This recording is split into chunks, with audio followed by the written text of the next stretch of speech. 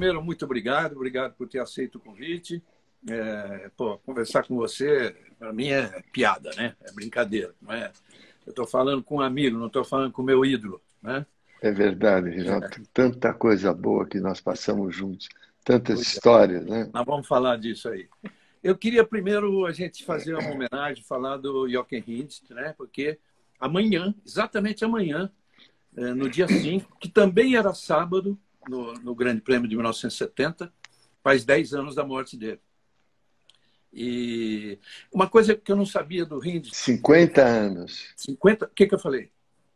10. 10? Não, 50 anos, porque 50 anos. Sabe uma coisa que eu não 50 sabia? anos. Uma coisa que eu não sabia, que eu fui procurar e vi na biografia dele, ele é alemão, na verdade, né? E Ele nunca... nasceu na Alemanha, porque os pais morreram no bombardeio na Segunda Guerra, e aí ele foi educado e criado na Áustria. Por isso que ele corria com o passaporte austríaco. Ele nunca quis mudar a nacionalidade, mas sempre correu pela Áustria. Me fala o seguinte, como seu primeiro companheiro na Fórmula 1 e também agia como um mestre, né? Você várias vezes já falou que ele foi um mestre para você. Me ensinou muito. Conta esse relacionamento direitinho para nós. Olha, Reginaldo, eu lembro quando a primeira vez que eu vi o Jochen correr foi no Grande Prêmio da Inglaterra, em Silverstone, 69, que ele e o Jack Stewart estavam disputando. Ele com a Lotus, o Jack Stewart estava de Matra, eu acho, era Matra. E ele tinha um estilo espetacular, um car control fantástico, e chamava muita atenção. E a primeira vez, e ele era já na época o rei da Fórmula 2. Corria de Fórmula 2 e Fórmula 1. Que é o fim de semana, quando não tinha Fórmula 1, era Fórmula 2 na Europa. Você também fez isso bastante. Aí eu comecei no ano seguinte. Pessoalmente, eu conheci ele com o Colin Chapman no Grande Prêmio de Silverstone, em 69, que eu já estava correndo com a Lotus Fórmula 3. E aí, a primeira vez que eu competi, corri com ele, foi em 70, em Hockenheim, de Fórmula 2, ele com a Lotus e eu com o Lotus, Fórmula 2. E que não era um carro muito competitivo, a maioria era Brabham, todo mundo comprava Brabham, que era um carro mais competitivo. E eu lembro que o Jochen já me dava muito conselho. E foi a primeira corrida que eu fiz de Fórmula 2, quando o Hockenheim ainda tinha muita reta, e era uma guerra de vácuo.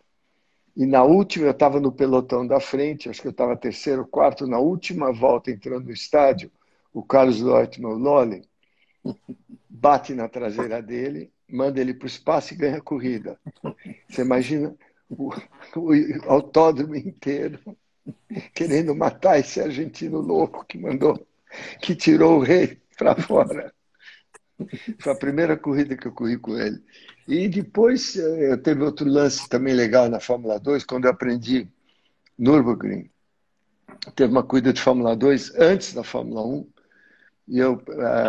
e Nürburgring é muito difícil. Então eu fui correr de Fórmula 2, campeonato europeu, estava o Jochen em pole position, Derek Bell segundo e eu terceiro. E aí o Jochen falou para mim, Emerson, se você conseguir largar bem, a partir da segunda, terceira curva, gruda em mim e faça o que eu fizer. Vem atrás. Eu falei, legal. Aí consegui passar o Derek Bell, grudei na traseira do Jochen.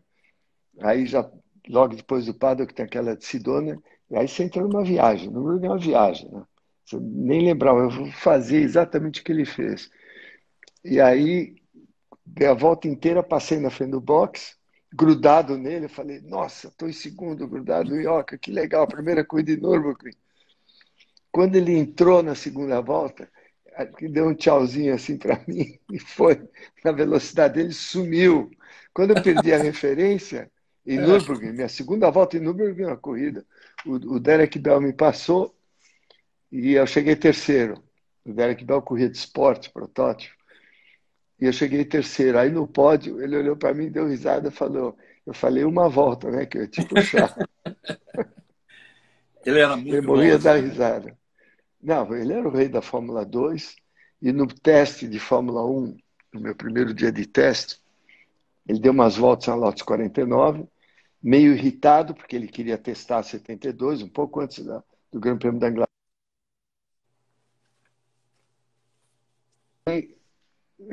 O Colin falou, o Emerson pode guiar o carro? Ele falou, pode. Aí ele falou, Emerson, o carro tá bom, pode sair.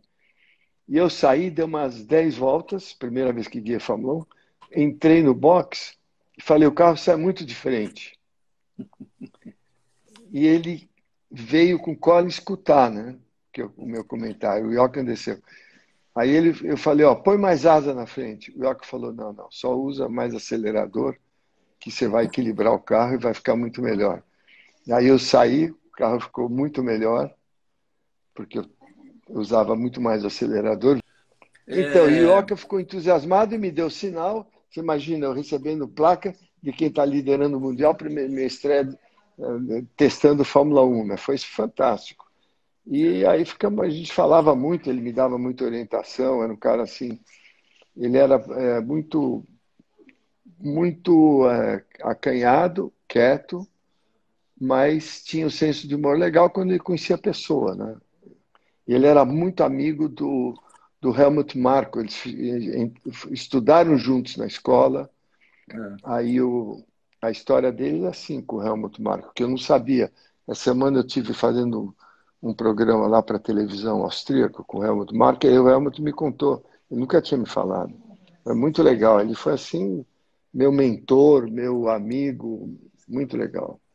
Esse carro que ele acabou batendo, na verdade, esse carro era o seu, né? Você É. andando ali, você deu um toque, estragou um carro, e aí o Colin deu o seu Deu um carro para ele, toque? né? Não, eu dei um toque, não.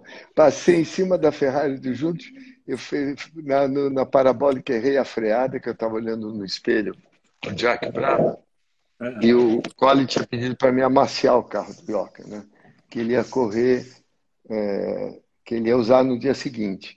E aí eu, no fim da reta, sem asa, estava usando, o Colin tirou as asas do carro, e tinha uma final de 310 naquela época, que era muito rápido. E eu olhei no espelho, quando eu vi já estava na freada, bloqueei as 4 rodas, passei em cima da traseira da Ferrari do Junte, caí na terra, passei em cima do barranco e caí com os carros nas árvores. E, Caramba. obviamente, destruí o carro. E aí eu voltei para o box e o Colin olhou para mim e falou, What happened, Emerson? Eu olhei para ele e falei, I fuck up. Não tinha o que falar. I fuck up. É. Você viu que É isso aí. eu fui bonzinho com você, falei um toque, né? Você Não, não. destruiu mesmo.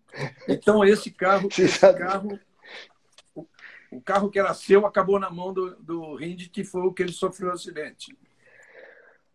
foi o que ele sofreu acidente no dia seguinte de manhã. Eu tomei café da manhã no hotel em Monza. Ele me convidou para me guiar a equipe de Fórmula 2 que ele tinha com o Bernie, que chamava Roy Winkelmann Racing, que ele não queria mais correr de Fórmula 2. Aí eu, na hora, shake hands, eu dei a mão, falei, fechado, e ó, que eu vou guiar o seu carro ano que vem em Fórmula 2, porque obviamente eu queria fazer Fórmula 2 e Fórmula 1, eu estava aprendendo muito. E aí, 3 horas depois, teve aquele acidente que foi uma tragédia.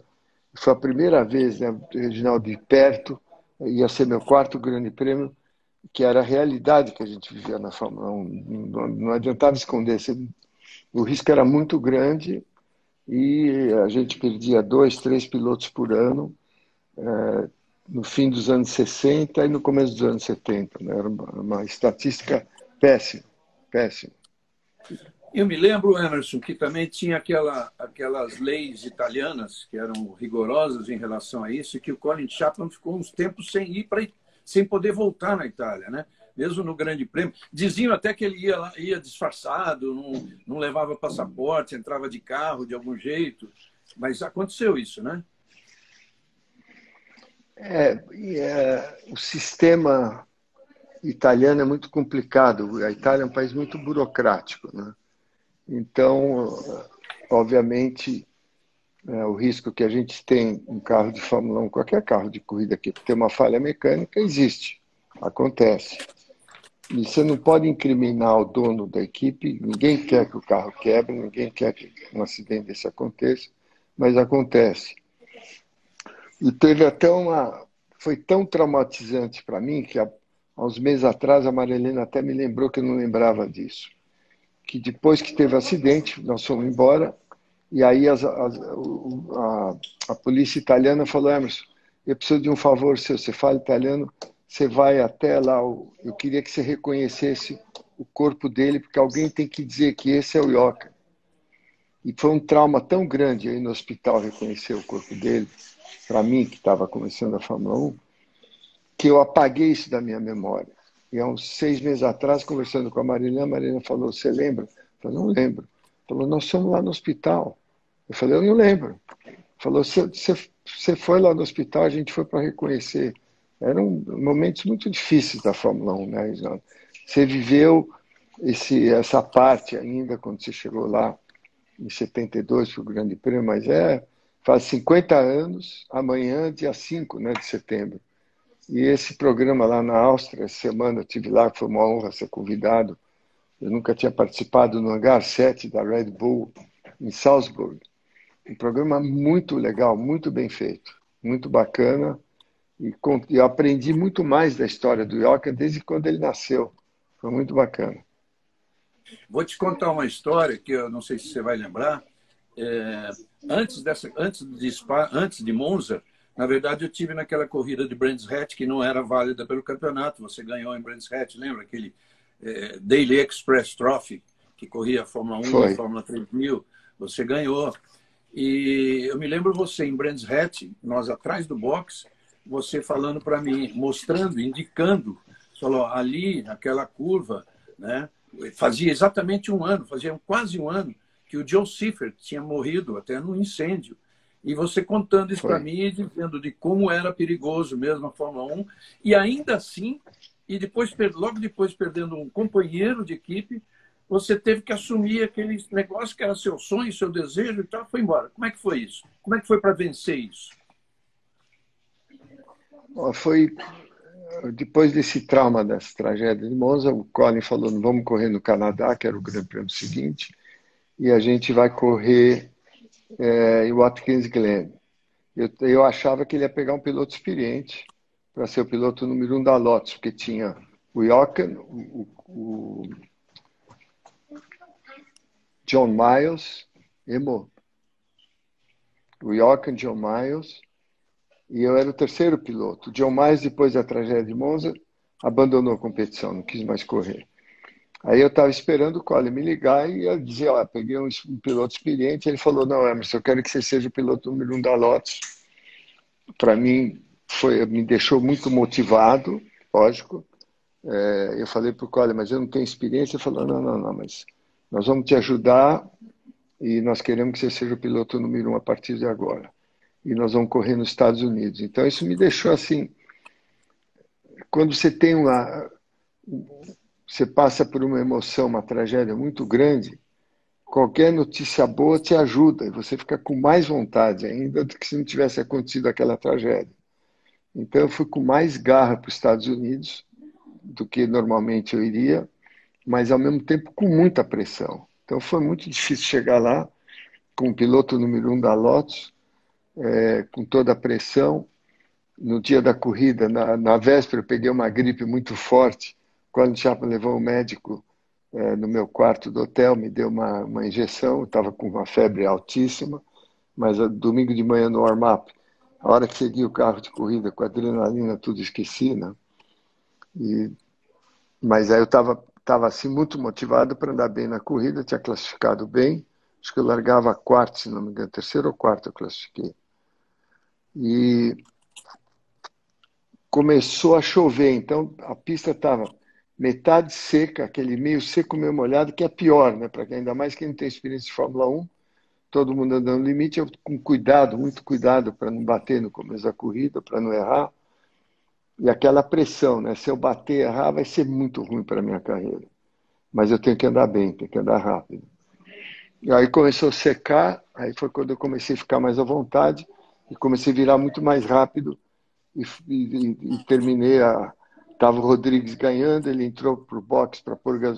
teve um problema de gasolina e eu ganhei, quando eu entrei na última volta, Reginaldo, aquela pressão, né, tudo que aconteceu em Monza ainda na minha cabeça, aquele trauma, aí eu só pensando, né, agradecer a Deus eu estar liderando um grande prêmio e tinha o start finish, era o Hopkins, Pop Hopkins, acho que Tom Hopkins o nome dele, que pulava, né?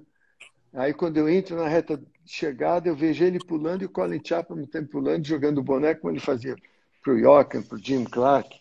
Falei, nossa, o Colin Chapman fazendo isso para mim, ganhei o Grande Prêmio dos Estados Unidos.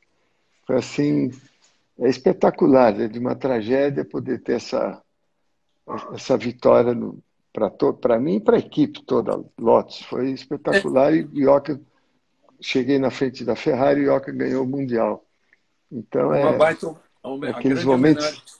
a grande homenagem que você fez ao seu ex-companheiro, né? E correndo o risco, a Lotus correu o risco por não ter corrido no Canadá.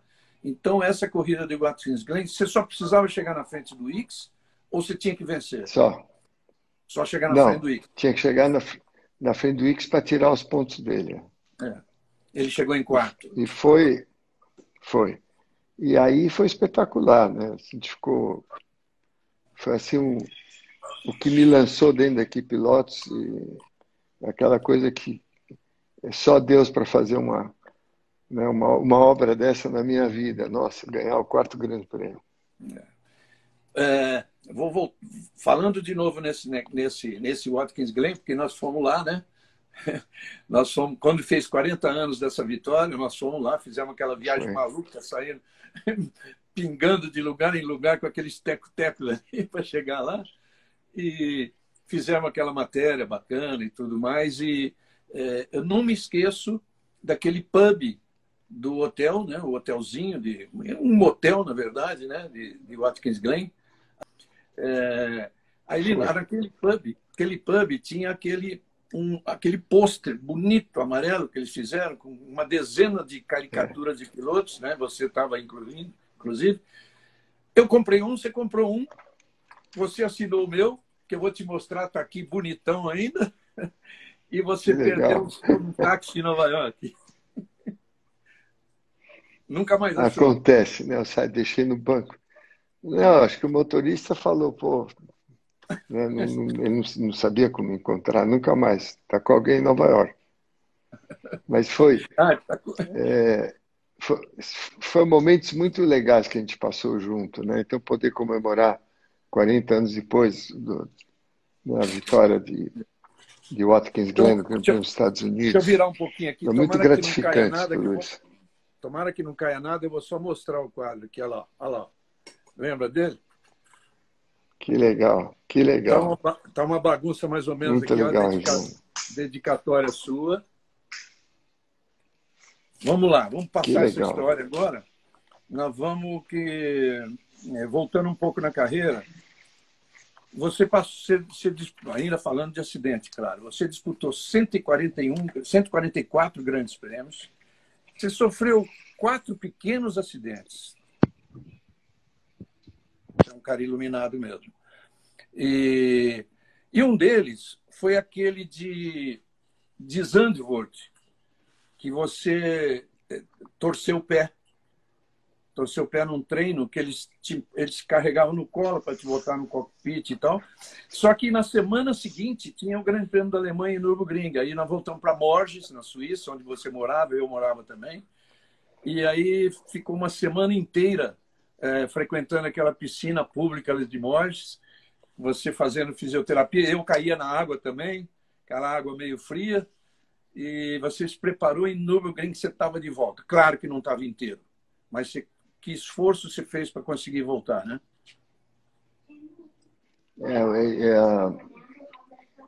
Eu tive o rompimento de ligamento do pé, então não conseguia movimentar o pé direito, inclusive para fazer ponta-ataque era muito difícil. E você lembra que eu levei um médico da Suíça, que ele me dava uma anestesia no pé antes de eu entrar no carro. E que essa vontade, né, que eu tinha por causa do Mundial de correr, em Nürburgring, me atrapalhou durante quase 2 anos. Levou 2 anos para recuperar o meu pé, porque não podia correr, né? Mas nessa altura a gente faz qualquer coisa para correr, né, Reginaldo? Se eu não me engano, se eu não me engano, foi essa corrida que vocês três marcaram pontos. O Wilsinho, o Moco e você. Você acho que chegou em sexto até. Foi isso? Foi. Foi. Os É isso três marcaram mesmo. pontos. É. Foi Bom, uma época muito bacana. a gente falou agora mesmo que você é um cara iluminado, você tem uma luz mesmo, graças a Deus, é especial. E essa luz funcionou muito na sua carreira, no momento em que aquele negócio de 73 Monza, que o Chapman fez aquela bobagem, que eu me lembro que eu ainda chamei a atenção de você e do Domingos, eu sempre fiquei fazendo as contas o tempo todo, falei, se você ganha essa corrida, ia para Canadá e Watkins Glen com chance ainda de campeonato, embora o Stewart estivesse bem à frente. Aí você resolveu sair da Lotus. Só que para sair da Lotus, aí a Philip Morris te deu a opção de você escolher a equipe que tivesse. E você tinha a Tyrrell campeã do mundo. Você tinha a Brabham em ascensão. E você tinha a McLaren, que até então nunca tinha ganho um campeonato. Era uma equipe boa, enfim. Mas eu quero que você explique isso direitinho. Por que foi essa escolha da McLaren? Reginaldo, eu fui para a Inglaterra e fui visitar as três equipes muito boas, né? A história da Tyrrell, a história da Brabham também, né? O Burnie, com o carro novo. E foi muito difícil. Por que eu escolhi a McLaren? Foi, no fim, parecido com o ânimo, né? Que eu cheguei na Europa. O que eu senti da equipe McLaren? A maioria neozelandeses, mudaram para a Inglaterra com vontade de ganhar, muito motivados. O carro, a M23, era um carro muito bom. E eles nunca tinham vencido o Mundial. Então, era uma equipe pequena, na época, não era uma equipe grande. A McLaren era uma equipe que estava assim, compacta, para não dizer pequena, né? Muito eficiente. E quando eu saí, voltei lá para Lausanne, falei, tem que ser equipe McLaren. E era muita responsabilidade para mim escolher, né? Eles deram, a escolha é sua, você que escolhe a equipe, nós estamos juntos. E graças a Deus deu certo e foi para mim assim um relacionamento fantástico com a McLaren. Na época o Teddy Mayer, o Alistair Cadwell, que você lembra, e depois de muitos anos, a minha segunda vitória em Indianápolis, o Teddy Mayer que cuidava do meu carro. Eu Então, lembro disso. ganhei o Mundial e ganhei Indianápolis com ele, bacana. Você lembra do Teddy, né? Uma figura. Lógico. Eu lembro muito de uma viagem que nós fizemos juntos para a Inglaterra. Foi antes dessa corrida da Daily Express. Não, minto. É mesmo, mas só que em 74. Nós chegamos juntos, nós descemos juntos em Heathrow, o Ted estava esperando, levou a gente para a fábrica. Eu entrando dentro da McLaren, primeira vez na vida. E aí foi aquela corrida de Silverstone, que eu conto sempre essa história para mostrar quem é você como piloto. O Niki Lauda, a Ferrari era o grande carro, né? E você competindo contra a Ferrari. E aí você largou em segundo, ele em primeiro, a corrida tinha menos voltas do que o Grande Prêmio, ficou aquele tempo todo, você aqui, eu ficava olhando, naquela época ele ficava me metendo em todas as curvas, eu falei, pô, agora ele vai passar, você botava de um lado, botava do outro, não passou, não passou. Aí nós estávamos voltando, eu voltando de carro, eu falei para você, cara, não te entendi. Eu vi que você conseguiria passar, mas você não passou. Aí você disse para mim simplesmente que passou a corrida toda estudando, onde você, no Grande Prêmio, 3 meses depois, passaria, ganharia a corrida e ganhou. Isso para mim é um exemplo do que você foi como piloto. Lembra disso? Que legal. Você está de memória melhor que a minha, lembrar mais ou menos. Reginaldo, que legal que você lembra. Que bom. Então, vou te contar uma outra. Você sabe com a idade que eu estou, você começa a esquecer tudo, né? Você está lembrando bem ainda. Vou te contar uma outra muito legal. Aí, a estreia da McLaren foi na Argentina, né? E aí você bateu a mão no botão no volante e desligou o carro. Foi isso, né? A chave geral, que era no volante Chave por causa de geral. segurança. É. Mas eu estava no Estadão e eu vi que você estava desconfiado de um monte de coisa e aí você me falou. Você estava seriamente desconfiado de sabotagem de alguém. E eu publiquei isso no Estadão, né? Uma semana depois, tinha corrida no Brasil e todo mundo se hospedava no Hilton ainda. No Hilton, lá no centro É da cidade. verdade. No Eu centro da fui cidade. chamado, eu fui chamado pelo Luca de Montezemolo para almoçar com ele lá no Hilton. E ele falando assim, como é que você acredita numa história dessa de sabotagem? Ele estava louco da vida. Ele estava doido da vida. E é muito bacana que essa amizade com você valeu muito para mim, né? Valeu muito para mim, porque quando a Fórmula 1 voltou para a Argentina, já nos anos 90, fez 1 ou 2 anos lá, até uma que o Loli foi lá e fez uma exibição com a Ferrari e tal, andou lá. E aí o Montezemolo estava naqueles boxes velhos lá de Buenos Aires, e nós estávamos passando num lugar fora de horário de treino, tudo, ele me chama. Ele, na frente de todo mundo, todos os jornalistas, ele me chama lá para dentro de um box daquele. Aí, a hora que eu saio, tinha 50 fotógrafos em cima, né? Assim, tipo assim, pô, quem é esse cara que o Montezemolo chamou lá para falar o quê? Quem é esse doido aqui, né? E isso valeu É muito, muito viu? legal, Luca. A vida inteira e a Imagina. gente se encontrava para falar de você. Bom, vamos lá. Que legal. 75. Em 75 você foi vice-campeão, foi o primeiro título do Lauda. E aí aconteceu que no final do ano você resolveu assumir aquele desafio, que você sabe o que eu penso daquilo, já escrevi, já fiz matéria. Eu e jornalistas especializados sabem o idealismo que levou você, o Ilcinho, de Vila, a fazerem aquilo, mas se assumiu aquele desafio. Tiveram problemas que jamais esperavam, contrataram as pessoas certas várias vezes, pessoas que depois que já tinham feito na Fórmula 1, tipo o Morrissey, Hamilton, né? E depois acabou que não deu certo ali com vocês. Aquilo foi uma coisa que ficou muito marcada para você por Ilcinho, né? Mas, de qualquer forma, teve sucesso. Teve sucesso, foi assim 4 anos que eu tive de aprender muito, uma dificuldade, um challenge diferente na vida. Nós chegamos no último ano, né, Reginaldo, que era o melhor ano nosso, 80, em termos de tudo, né? Porque uma equipe de Fórmula 1 é quem está por trás é que faz a equipe. Aí a equipe fica boa dependendo de quem está comandando, quem está desenhando o carro, quem são os pilotos, quem é o chefe de equipe. Você lembra que em 80 nós tínhamos uma equipe top, em nível internacional na época, com o Peter Ward como chefe de equipe, o Adrian Newey como um aerodinamista, foi o primeiro trabalho dele na Fórmula 1, o Ravi Poswaite, que saiu, que era foi da... Teve Ele foi Ferrari também.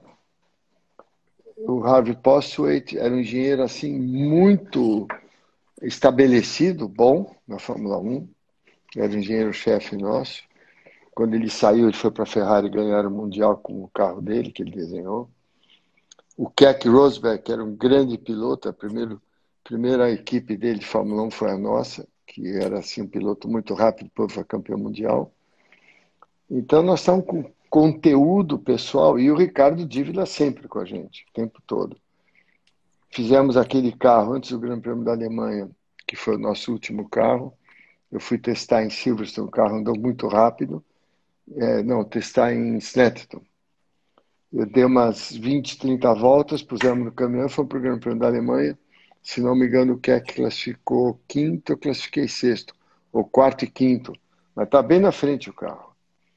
E aí, nessa semana, me liga o Alírio Góes, não sei se você lembra dele, diretor de marketing da escola, já não era mais Copersucar, o Roberto Medina, que nos ajudou a arrumar um patrocínio com a escola, e falou, Emerson, a imprensa brasileira não especializada, obviamente não você, Castilho, vocês davam, obviamente a gente tem que receber crítica, mas uma crítica de